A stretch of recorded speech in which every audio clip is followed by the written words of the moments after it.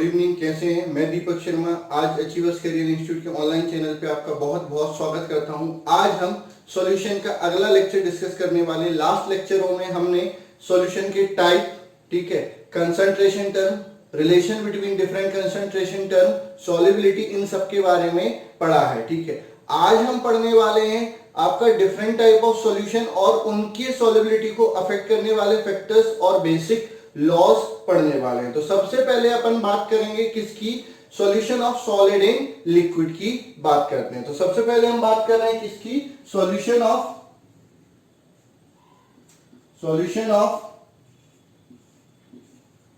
Solid in liquid. Solution of solid in liquid नाम से clear हो रहा है कि आपका इसमें क्या है, सॉलिड सॉल्यूट होगा और सॉल्वेंट लिक्विड होगा। उस टाइप के सॉल्यूशन को solution of solid in liquid कहा जाता है। अगर कोई लिखना चाहता है तो बिल्कुल लिख सकता है द सॉल्यूशन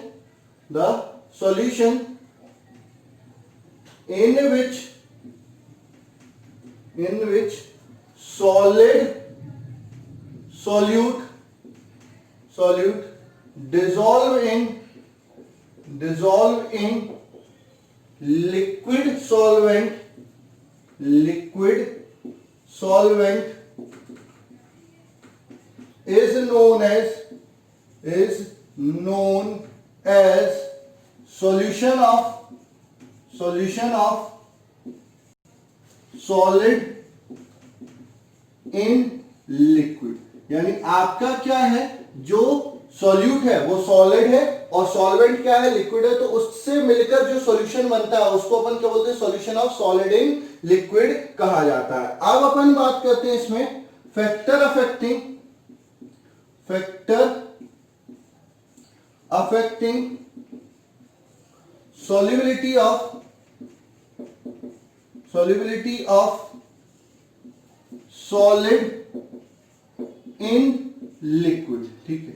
आपकी सॉलिड की लिक्विड में सॉल्युबिलिटी को अफेक्ट करने वाले फैक्टर कौन कौन से होंगे? तो सबसे पहले आपका आता है nature of solute and solvent, ठीक है। Nature of solute and solvent तो आप अच्छे से जानते हो, लाइक डिसॉल्व लाइक, जैसा सॉल्यूट होता है वो वैसे ही सॉल्वेंट में डिसॉल्व होता है, ठीक है। तो इसमें लिखेंगे पोलर सॉल्यूट और आयनिक सॉल्यूट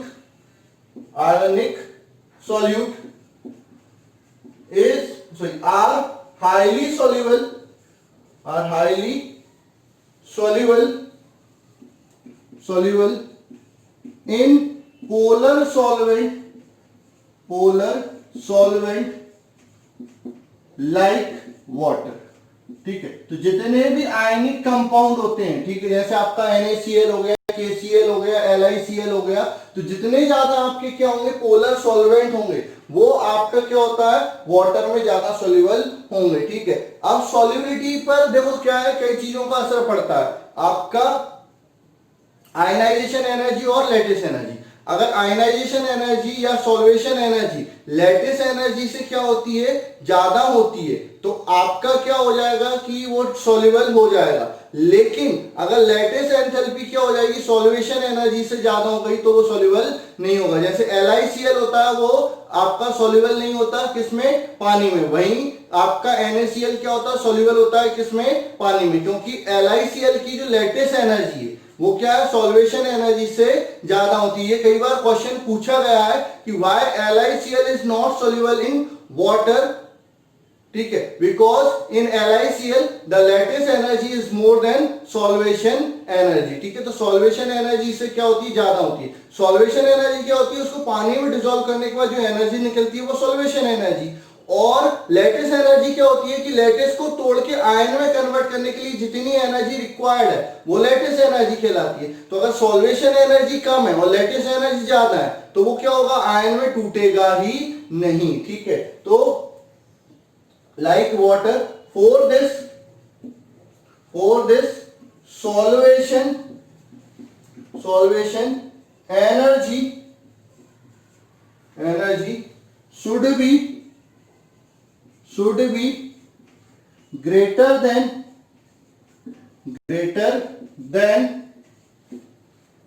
lattice एनर्जी। ठीक है, सॉल्वेशन एनर्जी किससे ज्यादा होनी चाहिए? लेटिस एनर्जी से ज्यादा होना चाहिए। ठीक है, and non polar solvent, non polar solute is soluble in non-polar solvent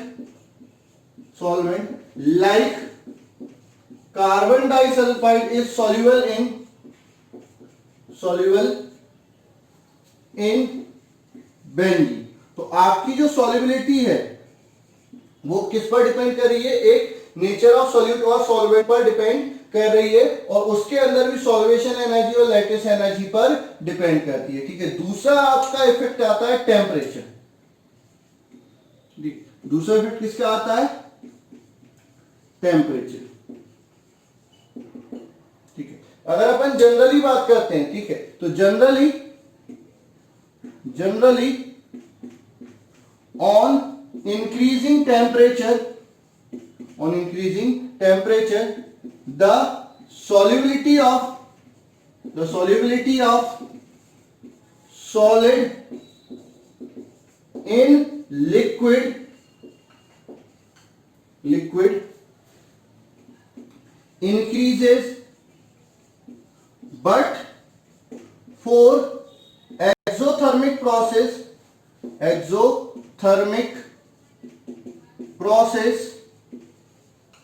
on increasing temperature solubility decreases। ठीक है, आपको मैंने बता रहा हूं कि जनरली क्या होता है, अगर सॉलिड को लिक्विड में डिसॉल्व करते हो तो जनरली ये जो प्रोसेस होता है एंडोथर्मिक होता है। तो टेम्परेचर बढ़ाने पे क्या होता है? सॉल्युबिलिटी बढ़ जाती है। लेकिन कुछ प्रोसेस क्या होते हैं?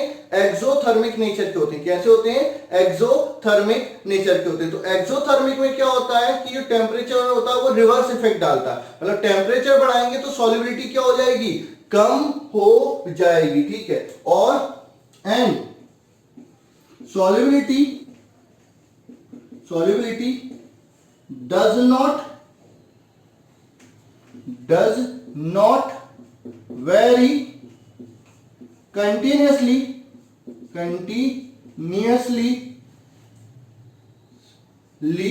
with temperature।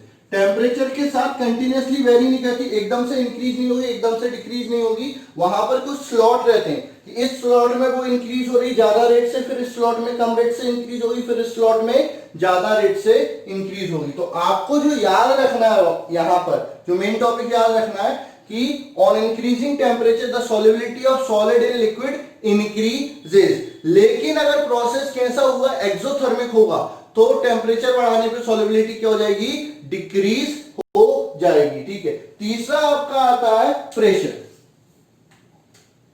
तीसरा क्या आएगा? प्रेशर।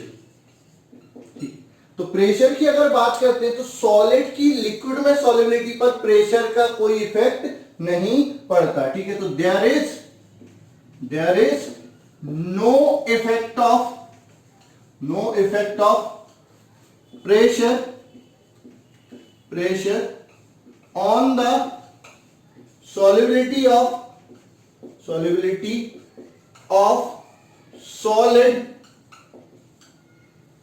in liquid। ठीक है, सॉलिड की लिक्विड में सॉल्युबिलिटी पर प्रेशर का कोई इफेक्ट नहीं पड़ेगा। तो ये आपका सॉल्यूशन हो गया किसका? सॉलिड का, किसमें? लिक्विड में। तो आपको क्लियर हो गया कि सॉलिड का लिक्विड में सॉल्यूशन क्या होता है? ऐसा सॉल्यूशन जिसमें सॉलिड हो, सॉल्वेंट लिक्विड हो, उसको solution of solid and liquid कहा जाता है। Factor affecting solubility of solid and liquid 3 बताए मैंने। पहला nature of solute and solvent, तो उसमें क्या होता है?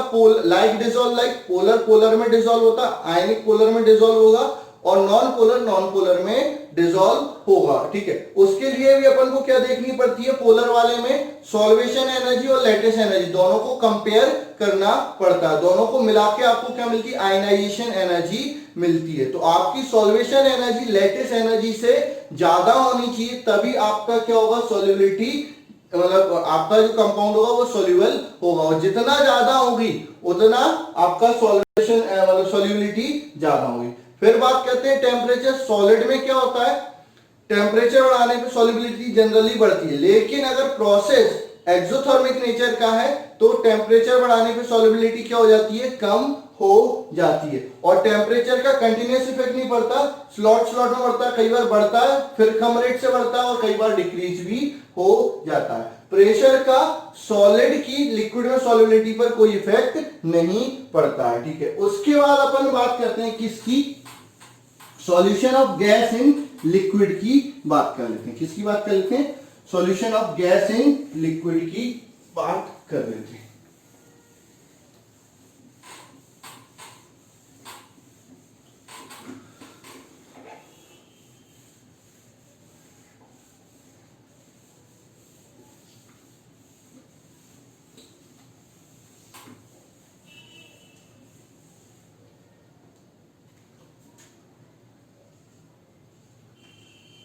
Solution of gas in liquid, तो नाम से क्लियर हो गया कि आपका सॉल्यूट क्या है, गैस है, सॉल्वेंट क्या है, लिक्विड है। तो the solution in which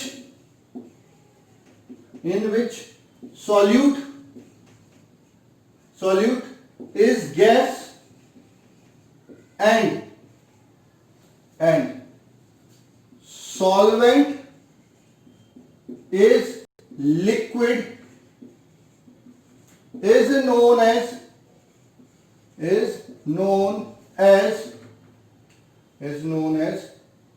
solution of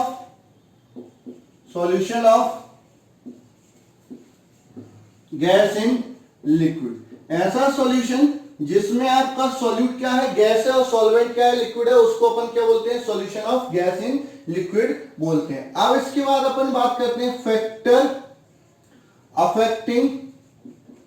affecting solubility of gas in liquid. Gas की लिक्विड में सॉल्युबिलिटी को अफेक्ट करने वाले फैक्टर कौन कौन से होंगे। तो सबसे पहला जो फैक्टर आएगा वो क्या आएगा, आपका nature of gas, nature of gas, ठीक है। तो इसमें क्या आएगा, if gas can easily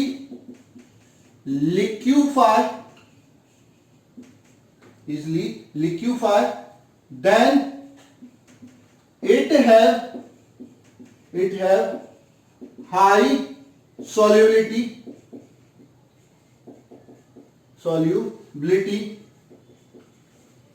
and if gas can react with solvent then it also have high solubility। आपका क्या होता है, जो गैस की सॉल्युबिलिटी होती है वो दो चीजों पर डिपेंड करती है। एक, गैस कैसे लिक्विफाई हो रही है, अगर इजीली लिक्विफाई हो रही है, ठीक है, तो आपका क्या होगा, उसकी सॉल्युबिलिटी ज्यादा होगी। और गैस अगर सॉल्वेंट से रिएक्शन कर लेगी तो भी सॉल्युबिलिटी ज्यादा होगी। जैसे आपका, अगर मैं बात करता हूं कि अमोनिया रिएक्ट करती है किससे, पानी से, NH3 रिएक्ट करती है H2O से, तो ये क्या बनाती है, अमोनियम हाइड्रोक्साइड बना लेती है। तो अमोनिया की पानी में सॉल्युबिलिटी क्या हो जाएगी, ज्यादा हो जाएगी। वहीं पर आपका क्या होता है, अगर मैं हीलियम लूं या हाइड्रोजन लूं तो इनकी पानी में solubility as compare to ammonia क्या होगी, कम होगी क्योंकि कोई रिएक्शन नहीं होती है, ठीक है। दूसरा, जो गैस जल्दी लिक्विफाई हो जाएगी, जैसे अपन बात करते हैं आपका ऑक्सीजन और नाइट्रोजन में, तो आपका नाइट्रोजन के कंपैरिजन में ऑक्सीजन क्या हो जाती है, जल्दी लिक्विफाई हो जाती है। ऑक्सीजन जल्दी लिक्विफाई हो जाती है, आपका नाइट्रोजन उतनी जल्दी लिक्विफाई नहीं हो पाती। तो ऑक्सीजन की सॉल्युबिलिटी पानी में ज्यादा होगी या ब्लड में आपकी ऑक्सीजन की सॉल्युबिलिटी ज्यादा हो जाएगी। तो नेचर ऑफ गैस और नेचर ऑफ सॉल्वेंट हो गया। दूसरा आपका आता है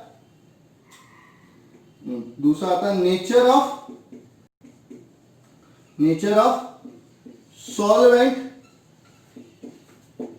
ठीक है। तो इसमें क्या हो जाएगा, polar gas is highly soluble in polar solvent while non-polar gas is soluble in non-polar solvent, ठीक है। लाइक डिजोल्व लाइक, जैसी गैस होगी उस टाइप के सॉल्यूट में या सॉल्वेंट में क्या हो जाएगी, डिजोल्व हो जाएगी, ठीक है। तीसरा आता है टेम्परेचर, ठीक है। तीसरा क्या आएगा, टेम्परेचर, ठीक है। तो टेम्परेचर का गैस की सॉल्युबिलिटी पर क्या इफेक्ट पड़ता है, टेम्परेचर बढ़ाने पे गैस वेपर में कन्वर्ट होती है, लिक्विड में डिसॉल्व नहीं होगी। तो ऑन इंक्रीजिंग टेम्परेचर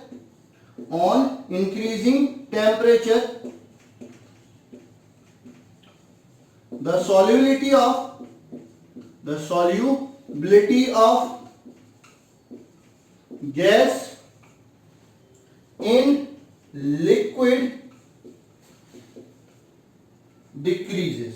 अगर आप टेम्परेचर बढ़ाते हैं तो आपकी क्या हो जाएगी, गैस की लिक्विड में सॉल्युबिलिटी डिक्रीज हो जाएगी, ठीक है। अगला इफेक्ट आता है, अगला जो फैक्टर आएगा वो आपका आएगा प्रेशर। अगला जो इफेक्ट आएगा वो आपका आएगा क्या, pressure.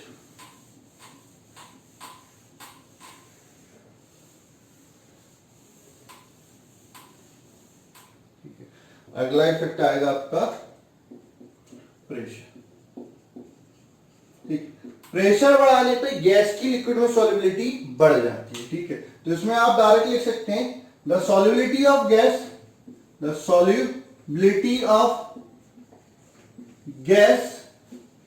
Is directly proportional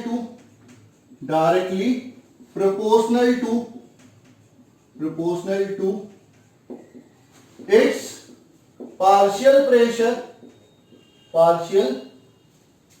pressure means on increasing partial pressure of gas,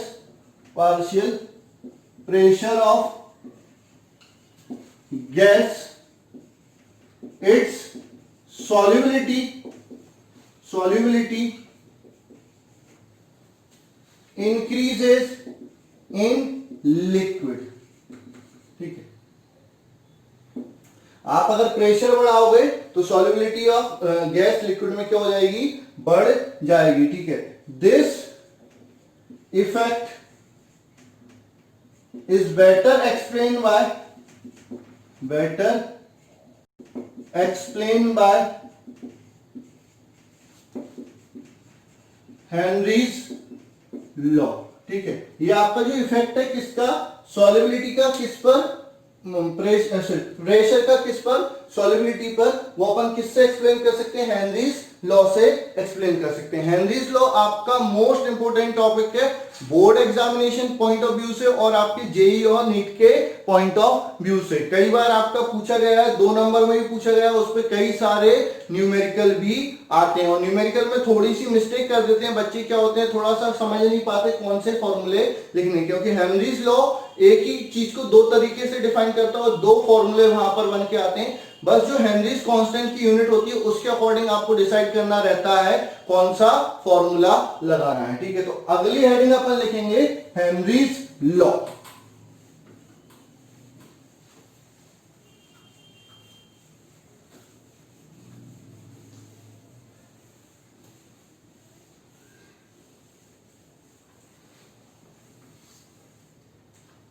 अगली हेडिंग लिखेंगे हेनरीज लॉ। ये मोस्ट इंपोर्टेंट टॉपिक है, इसको अच्छे से कर लेंगे, ठीक है। क्या बोलता है, according to Henry's law, Henry's law the solubility of gas in any liquid is directly proportional to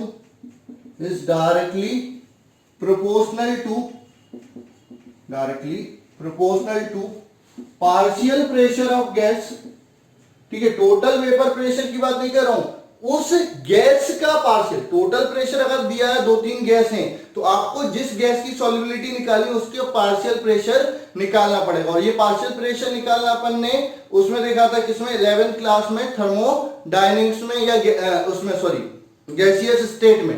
तो गैसियस स्टेट में Dalton's law of partial pressure पढ़ा था कि अगर टोटल प्रेशर दिया है तो उसमें उस गैस के मोल फ्रैक्शन का मल्टीप्लाई कर दो तो आपको पार्शियल प्रेशर ऑफ गैस मिल जाता है। तो आपका जो सॉल्युबिलिटी है वो टोटल प्रेशर के डायरेक्टली प्रोपोर्शनल नहीं है, बल्कि गैस के पार्शियल प्रेशर के डायरेक्टली प्रोपोर्शनल है। Is directly proportional to partial pressure of gas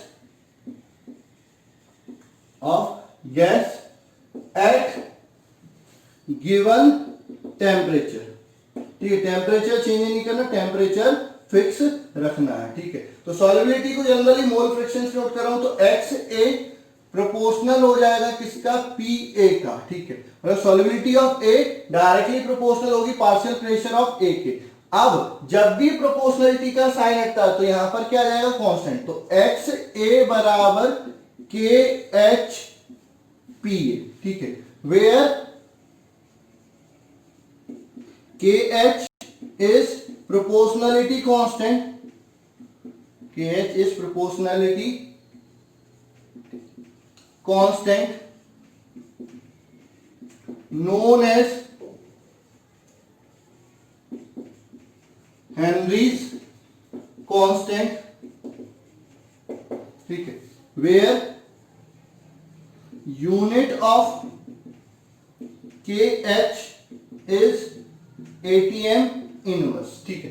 तो इस फॉर्मूले का यूज तभी आप करेंगे जब KH की यूनिट क्या दी होगी, ATM inverse, bar inverse, mm of Hg inverse, मतलब प्रेशर की जो यूनिट है उसका इनवर्स होगा, तो ही आप इस फॉर्मूले का यूज करेंगे, चाहे आपको सॉल्युबिलिटी निकालनी हो, चाहे आपको पार्शियल प्रेशर निकालना। अगर KH की यूनिट ATM इनवर्स दी है तो आपको ये फॉर्मूला यूज करना पड़ेगा, ठीक है।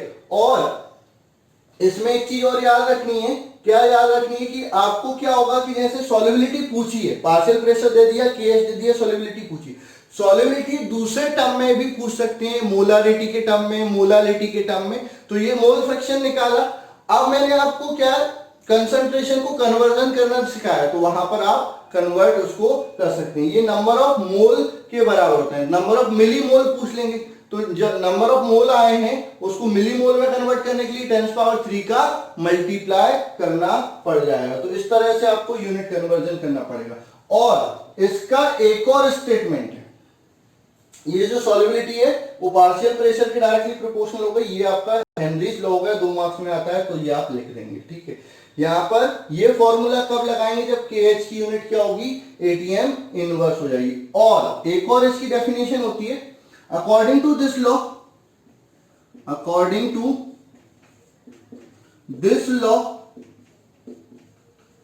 partial pressure of gas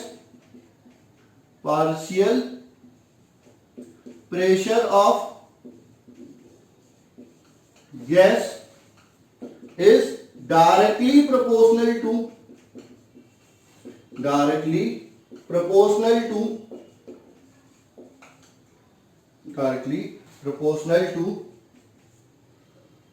solubility of gas या मोल फ्रैक्शन ऑफ गैस हो जाएगा। मतलब अब क्या बोल रहे हैं कि जो पार्शियल प्रेशर है वो सॉल्युबिलिटी यानी मोल फ्रैक्शन के क्या हो जाएगा, डायरेक्टली प्रोपोर्शनल है। पहले क्या बोला था, सॉल्युबिलिटी पार्शियल प्रेशर के डायरेक्टली प्रोपोर्शनल, मतलब बात एक ही है कि एक चीज दूसरे के डायरेक्टली प्रोपोर्शनल है। तो अब क्या हो गया, पी ए प्रोपोर्शनल हो जाएगा किसके, एक्स ए के।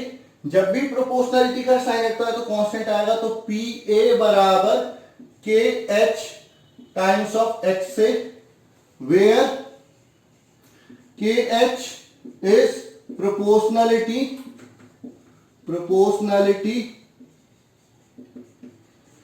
constant known as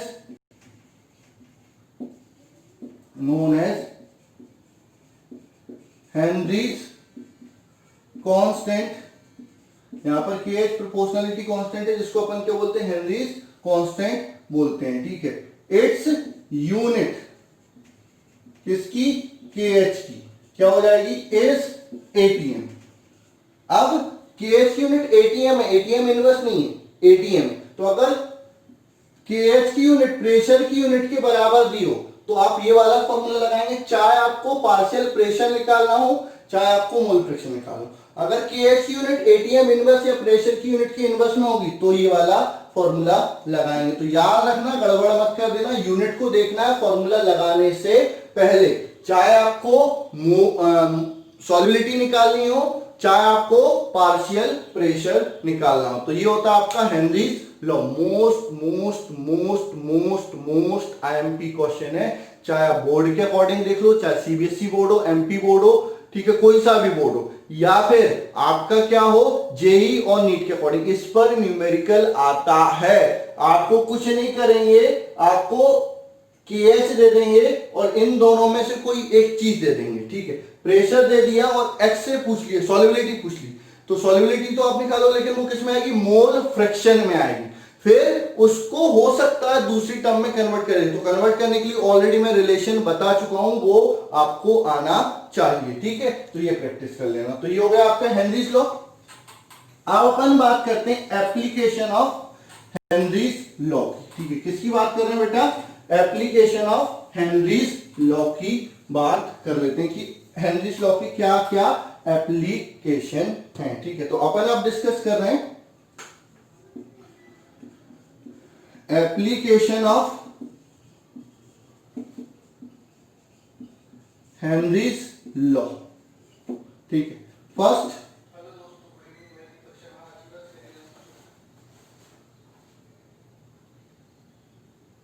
ठीक है, अब अपन बात कर रहे हैं एप्लीकेशन ऑफ हेनरीज लॉ, ठीक है।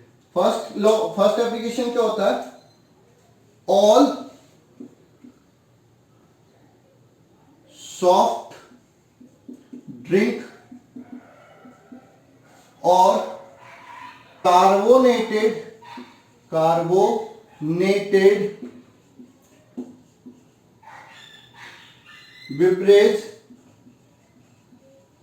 beverage are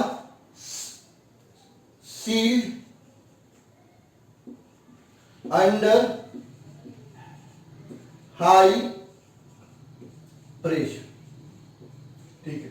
आपकी जितनी भी सॉफ्ट ड्रिंक्स होती हैं या हार्ड ड्रिंक्स होती हैं, सॉफ्ट ड्रिंक्स मतलब आपकी Pepsi, Coca Cola, hard drinks मतलब आपकी शैंपेन, ठीक है, आपका वोडका, ये सब जो होती हैं सॉफ्ट ड्रिंक्स या आपकी हार्ड ड्रिंक्स जिनमें कार्बोनेटेड बेवरेज अपन बोलते हैं, जिनमें कार्बन डाइऑक्साइड क्या होती है, डिसॉल्व होती है, उनकी जो बोतल्स होती हैं वो अंडर हाई प्रेशर आपकी क्या की जाती है, सील की जाती है। अंडर हाई प्रेशर वो कैसी की जाती है, पैक की जाती है। क्यों, क्योंकि कार्बोनेटेड बेवरेज का मतलब क्या, उनके अंदर कार्बन डाइऑक्साइड डिसॉल्व है। तो कार्बन डाइऑक्साइड क्या है, गैस है। तो गैस की सॉल्युबिलिटी को लिक्विड में बढ़ाने के लिए क्या बढ़ाना पड़ता है, प्रेशर बढ़ाना पड़ता है। तो जितनी भी आपकी कोल्ड ड्रिंक्स बोतल्स हैं वो क्या होती है, अंडर हाई प्रेशर क्या की जाती है, सील की जाती है। आप कभी भी कोल्ड ड्रिंक को शेक करके ओपन कर दो, पूरा गैस एकदम से बबल के फॉर्म में निकल जाती है और क्या होता है, कोल्ड ड्रिंक जरा सी बचती है। तो ये क्या है, आपके कार्बोनेटेड बेवरेज हैं जिनको अंडर हाई प्रेशर क्या किया जाता है, सील किया जाता है, ठीक है। सेकंड आपका जो एप्लीकेशन है, sea divers take sea divers take a mixture of helium and oxygen in cylinder with them for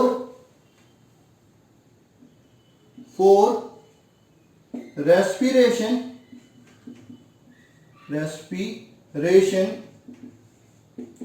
instead of air. ठीक है, क्या होते हैं जितने भी आपके गोताखोर होते हैं, तो आपने गोताखोरों को देखा होगा लंबे से पैरों में बांध लेते हैं जिससे कि वो अच्छे से तैर पाए, पूरा मास्क वगैरह लगा के पीठ पे एक सिलेंडर टांग लेते हैं। अब उस सिलेंडर में जैसे अपन बोलते हैं कि सर बाहर अपन को ऑक्सीजन मिल जाती है, एयर में इजीली ऑक्सीजन मिल जाती है, पानी में अपन ऑक्सीजन नहीं ले पाते, तो ऑक्सीजन के लिए वो अपने सिलेंडर को टांग के ले जाते हैं। तो भैया सिलेंडर टांग के ले जा रहे हैं, तो अपन जैसे हवा में मतलब ये एयर से ऑक्सीजन ले लेते हैं। ठीक है, तो पानी में भी अगर अपन सिलेंडर में एयर भर के ले जाएं तो उससे भी तो अपन क्या ले सकते हैं, ऑक्सीजन ले सकते हैं। तो आप नीचे एयर क्यों नहीं ले जा रहे हो, एयर की जगह पर क्या ले जा रहे हो, हीलियम और ऑक्सीजन का मिक्सचर ले जा रहे हो। क्या ले जा रहे हो, हीलियम और ऑक्सीजन का मिक्सचर ले जा रहे हो, एयर नहीं ले जा रहे हो। ऐसा क्यों? तो ऐसा ये पूछा भी जाता है, रीजन पूछा भी जाता है। ये बहुत इंपॉर्टेंट क्वेश्चन है, आपका सीबीएसई में कई बार पूछा गया, एमपी बोर्ड में भी ये पूछा जा सकता है कि why sea diver bring a mixture of helium and oxygen instead of air within cylinder. ठीक है, तो सिलेंडर में ऑक्सीजन और हीलियम का मिक्सचर क्यों ले जाते हैं, एयर क्यों नहीं ले जाते। ठीक है, देखो क्या होता है, समझना मेरी बात। यहां पर अपन जब सरफेस पे ऊपर है तो यहां पर आपका एटमॉस्फेरिक प्रेशर है 1 atm, बहुत कम प्रेशर होता है। इस प्रेशर पे हमारे जो ब्लड में जब हम सांस लेते हैं तो सांस लेते समय ऑक्सीजन और नाइट्रोजन दोनों जाती हैं। इस प्रेशर में केवल मैंने ऑलरेडी बताया कि ऑक्सीजन इजीली लिक्विफाई हो जाती है, तो उसकी सॉल्युबिलिटी क्या होती है, ज्यादा होती है। तो आपका क्या होता है, ऑक्सीजन हमारे ब्लड में डिसॉल्व हो जाती है लेकिन नाइट्रोजन डिसॉल्व नहीं होती, नाइट्रोजन एज इट इज बाहर आ जाती है। तो हमारा मेटाबॉलिज्म में ऑक्सीजन वगैरह यूज रहती है, नाइट्रोजन का कोई काम नहीं होता। ठीक है, अब जैसे जैसे हम क्या जाते हैं, नीचे जाते हैं, ठीक है, समुद्र में नीचे जा रहे हैं, तो एटमॉस्फेयर का प्रेशर है प्लस जो हमारे ऊपर जो पानी है उसका भी क्या है, प्रेशर। तो नीचे जाने पे क्या हो रहा है, प्रेशर बढ़ रहा है। ठीक है, तो प्रेशर बढ़ रहा है तो ऑक्सीजन के साथ अगर एयर ले जाओगे तो आप क्या होगा, ऑक्सीजन के साथ नाइट्रोजन भी क्या हो जाएगी, डिसॉल्व हो जाएगी। ठीक है, तो ऑक्सीजन जो है वो मेटाबॉलिज्म कर देगी लेकिन नाइट्रोजन वैसी की वैसी ब्लड में डिसॉल्व रहेगी, उसका कोई यूटिलाइजेशन नहीं होगा, वो वैसी की वैसी प्रेजेंट रहेगी। तो वहां तो दिक्कत नहीं।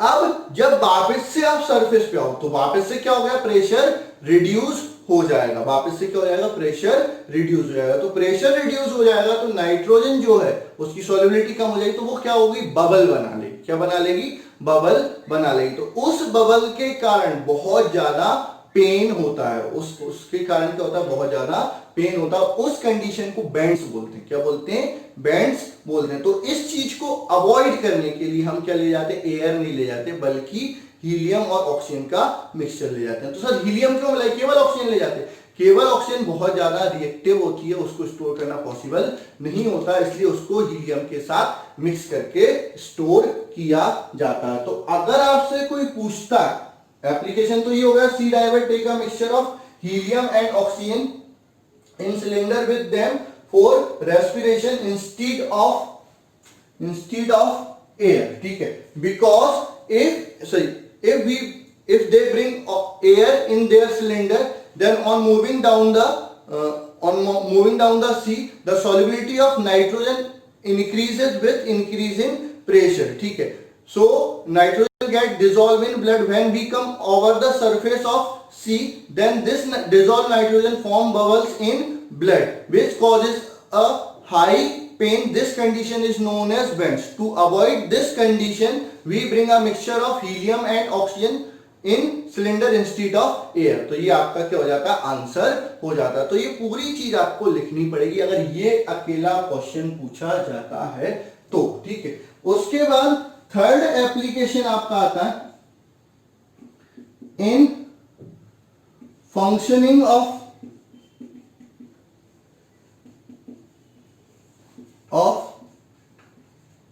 लंग्स।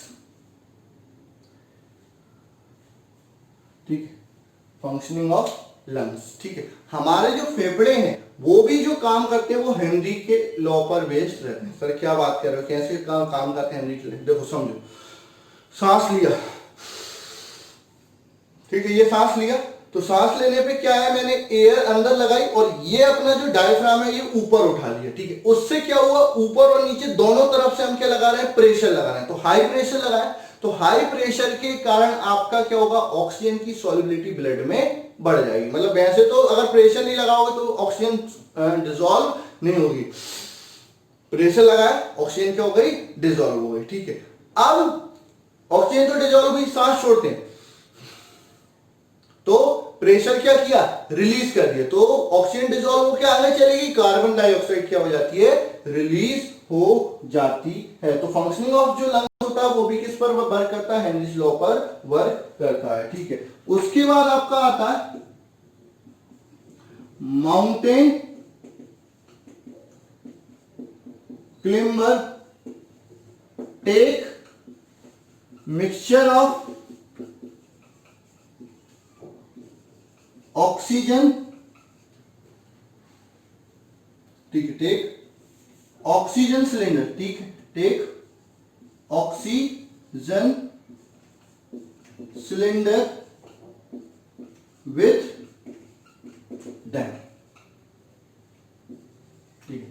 ऊपर जाने पे ये एयर भी ले जा सकते हैं, सिलेंडर में एयर ले जा सकते हैं, ऊपर जाने पे प्रेशर कम हो रहा है। तो अपन क्या करते हैं, ऑक्सीजन ज्यादा से ज्यादा चाहिए, इसलिए ऑक्सीजन अकेले ज्यादातर अपन ले जाते हैं, ऑक्सीजन सिलेंडर ले जाते हैं। तो क्या होता है कि ऊपर जाने पे क्या होता है, ऊपर जैसे जैसे आ रहे हैं तो अवेलेबल ऑक्सीजन क्या हो गई, कम हो गई। दूसरा आपका प्रेशर भी क्या हो जाता है, कम हो जाता है। तो हमारे ब्लड में भी वो ऑक्सीजन उतनी ज्यादा मात्रा में डिसॉल्व नहीं हो पाती। हमारा जो ब्लड है उतनी ज्यादा, जब हम रेस्पिरेशन करते हैं तो पहली बात तो सांस लेने में ही दिक्कत होने लगती है, घबराहट होने लगती है, और जैसे तैसे सांस लेते हैं तो जितनी हमको ऑक्सीजन चाहिए हमारे मेटाबॉलिज्म के लिए उतनी ऑक्सीजन हमको नहीं मिल पाती, ठीक है। तो उससे क्या होता है, उससे हमको एनॉक्सिया हो जाता है। क्या हो जाता है, एनॉक्सिया। एनॉक्सिया क्या होता है, एक डिसीज होती है जिसमें आपका पर्सन की जो थिंकिंग एबिलिटी होती है वो क्या हो जाती है, कम हो जाती है। तो ऊपर पहाड़ों पे क्या हो जाता है, फेड हो जाते हैं, कुछ होश नहीं रहता है, क्या करना है क्या नहीं करना है, ठीक है। कई बार मास्क लगाना भी भूल जाते हैं। तो टाइम टू टाइम आपको वहां पर सोचने के लिए ऑक्सीजन सिलेंडर प्रॉपर ले जाना पड़ता है कि भाई आपको ये दिक्कत ना हो। तो जितने भी माउंटेन क्लाइंबर्स होते हैं वो अपने साथ क्या ले जाते हैं, ऑक्सीजन सिलेंडर ले जाते हैं, जिससे कि आप प्रॉपर रेस्पिरेशन कर पाए, आपकी थिंकिंग एबिलिटी कम ना हो, ठीक है। तो ये हो गया आपके क्या, solution of gas in liquid. अब लिक्विड इन लिक्विड ऑलरेडी अपन स्टार्टिंग में डिस्कस कर चुके हैं। लिक्विड इन लिक्विड को मैंने 3 टाइप के बताए थे, कंप्लीटली मिसिबल, कंप्लीटली इमिसिबल और पार्शियली मिसिबल लिक्विड बताए थे, ठीक है। उसके बाद मैंने बात कर ली अपन ने solution of solid in liquid, solution of gas in liquid. अब अपन बात कर लेते हैं एक और टाइप का सॉल्यूशन होता है, उसको अपन बात ही कर रहे हैं, ज्यादा डिटेल में नहीं जाएंगे। Solution of solid in solid, solution of solid in solid. इसको लिखना नहीं है, ज्यादा डिटेल में नहीं जाना, बस आपको एक बार पता होना चाहिए कि क्या होता है क्या नहीं होता है, ठीक है। Solution of solid in solid क्या होता है, the solution in which solute is solid and solvent is also solid is known as solution of solid in solid। Example alloy, जितने भी alloy हैं वो इसी कैटेगरी में आते हैं, solution of solid in solid की कैटेगरी में आते हैं, ठीक है। अब ये जो सॉल्यूशन होते हैं ये वापस से 2 टाइप के होते हैं, type of solution of solid in solid. ये वापस से कितने टाइप के होते हैं, 2 टाइप के। फर्स्ट, इंटरस्टिशियल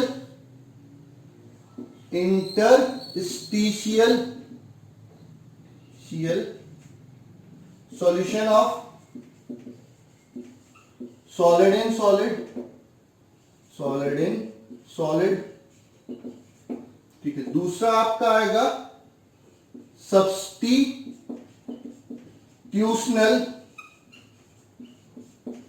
सॉल्यूशन ऑफ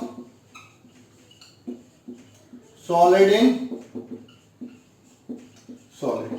ठीक है, पहला क्या हो गया interstitial solution of solid in solid, और दूसरा हो गया substitutional solution of solid in solid. अब समझो एक सॉलिड के एटम का साइज बहुत बड़ा है और दूसरा जो सॉलिड आप मिला रहे हो उसमें एटम का साइज क्या है, बहुत छोटा है। ठीक है, तो उस केस में क्या होगा, जो दूसरे वाले सॉलिड के जो एटम है वो पहले वाले सॉलिड के इंटरस्टिशियल स्पेस में आ जाएंगे, तो उस टाइप का जो सॉल्यूशन बनेगा उसको अपन क्या बोलेंगे, interstitial solution of solid in solid. मतलब ये इस टाइप के एक के एटम है, ठीक है, यहां पर आपका क्या आ जाएगा, बी के एटम, ये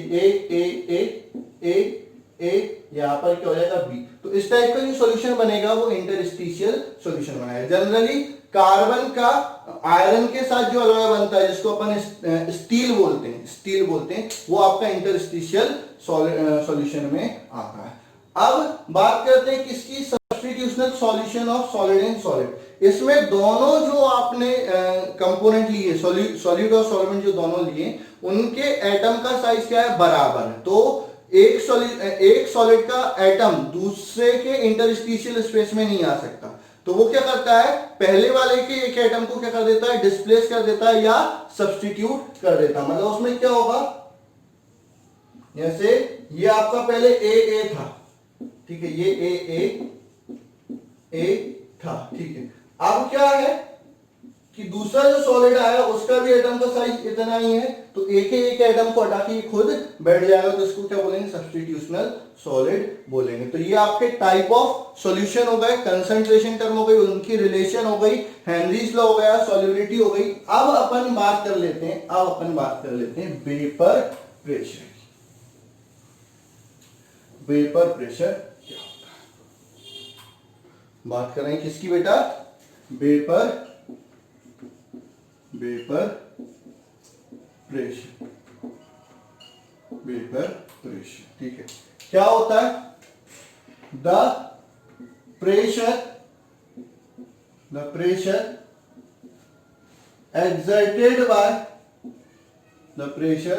exerted by vapor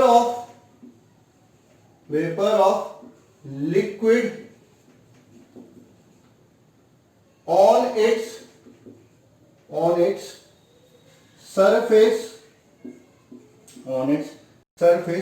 at equilibrium is known as vapor pressure।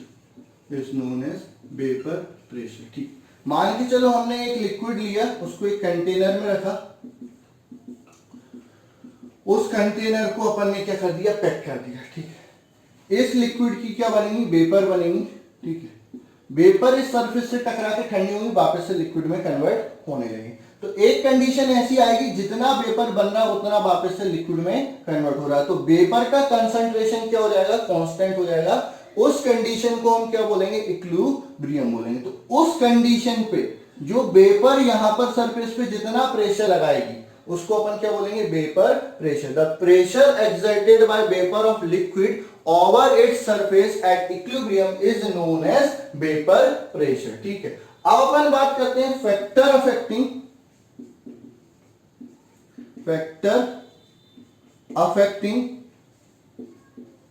Vapour pressure. Factor affecting vapour pressure. Vapour pressure किन किन चीजों पर डिपेंड करता है। फर्स्ट, नेचर ऑफ लिक्विड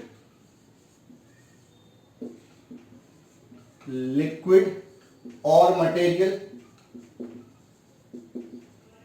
ठीक है, नेचर ऑफ लिक्विड और नेचर ऑफ मटेरियल। जैसे मान के चलो अलग अलग लिक्विड के लिए वेपर प्रेशर अलग अलग होगा। ठीक है, जैसे मैंने एक गिलास में पानी लिया और एक गिलास में पेट्रोल लिया। ठीक है, तो आपका क्या होगा, पानी की जो रेट ऑफ इवापोरेशन क्या होती है, कम होती है, वो धीरे धीरे वेपर में कन्वर्ट हो जाता है। वहीं पर पेट्रोल क्या होता है, बहुत रैपिडली वेपर में कन्वर्ट हो जाएगा। तो मतलब इसका वेपर ज्यादा बन रहा है, इसका वेपर कम बन रहा है। तो ऑब्वियस सी बात है कि आपका जो क्या बोलते हैं वाटर, उसका वेपर प्रेशर कम होगा और पेट्रोल का वेपर प्रेशर ज्यादा होगा। वहीं पर अगर मैं वाटर और अल्कोहल की बात करता हूं, ठीक है, तो अल्कोहल भी जल्दी से वेपर में कन्वर्ट होता है, तो अल्कोहल का भी वेपर प्रेशर वाटर से क्या हो जाएगा, ज्यादा हो जाएगा। तो नेचर ऑफ मटेरियल पे या नेचर ऑफ सब्सटेंस पे भी आपका क्या होता है, वेपर प्रेशर डिपेंड करता है। जो ज्यादा वॉलेटाइल आपका क्या है, लिक्विड है या ज्यादा वॉलेटाइल सब्सटेंस है, उसका वेपर प्रेशर ज्यादा होता है, ठीक है।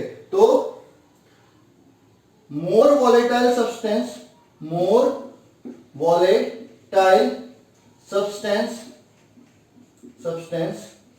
has high vapor pressure, ठीक, जितने ज्यादा वॉलेटाइल सब्सटेंस रहेगा उतना वेपर प्रेशर ज्यादा आएगा। दूसरा जो है वो है आपका टेम्परेचर। वेपर प्रेशर टेम्परेचर पे भी डिपेंड करता है। तो ये सीधा सा फंडा है, on increasing temperature vapour pressure increase. Temperature बढ़ा दो, वेपर प्रेशर बढ़ जाएगा, क्योंकि टेम्परेचर बढ़ाने से क्या होता है, मॉलिक्यूल रैंडम मोशन करते हैं और वो जल्दी से वेपर में कन्वर्ट होने लगते हैं। तो टेम्परेचर बढ़ाने पे भी वेपर प्रेशर बढ़ने लगता है, ठीक है। तो ये आज की क्लास हो गई।